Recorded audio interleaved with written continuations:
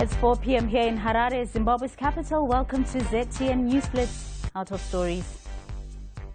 Pomp and fanfare as Air Zimbabwe receives new plane. Harare suspends 4 managers. Britain's Duke of Sussex barred from wearing military uniform. And in sport, impressive Tiripano pushes Zim total to 358.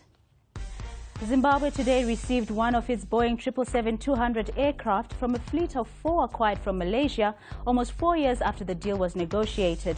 The plane, the first of 4 set to be delivered in early February, touched down at the Robert Gabriel Mugabe International Airport at midday.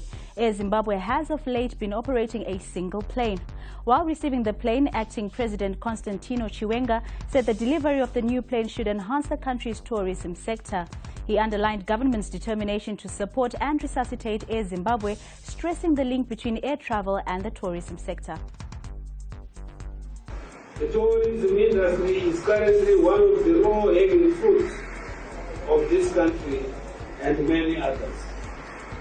In that vein, the present and future Zimbabwe's economic success rests with the proper branding of the country as a safe and reliable destination of choice.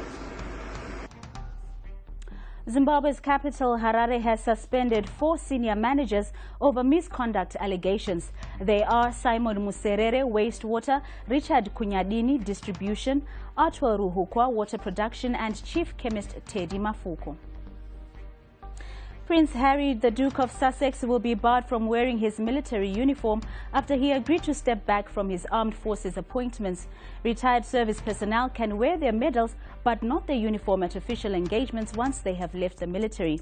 But under the terms of the deal to step away from royal duties, he will give up all military appointments.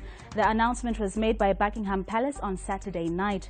His resignation from 3 honorary roles in the military will prevent him from wearing uniform at public events such as Trooping the Colour and Remembrance Sunday at the Cenotaph.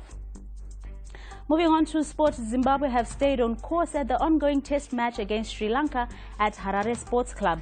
After Sri Lanka managed to take crucial wickets on day 2, it is Donald Tiripano with an unbeaten 44 who stood firm to push Zimbabwe's total to 358 for the first innings.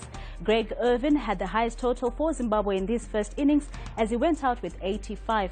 It will now take a big response from Sri Lanka's batsmen and a massive crumble on Zimbabwe in their second innings for the game to tilt towards the visitors.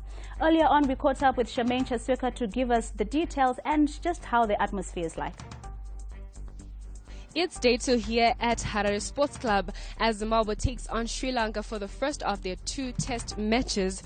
Well, it's quite cloudy, as you can see, and earlier fears where the rain would disrupt the game, but it seems to have stabilized. There are not a lot of fans today as compared to yesterday where the bays were actually full. Zimbabwe resumed at 189 for 2 with Brandon Taylor and Craig Irvin on the crease. I'm Charmaine Chasweka reporting for ZTN Sport in Harare.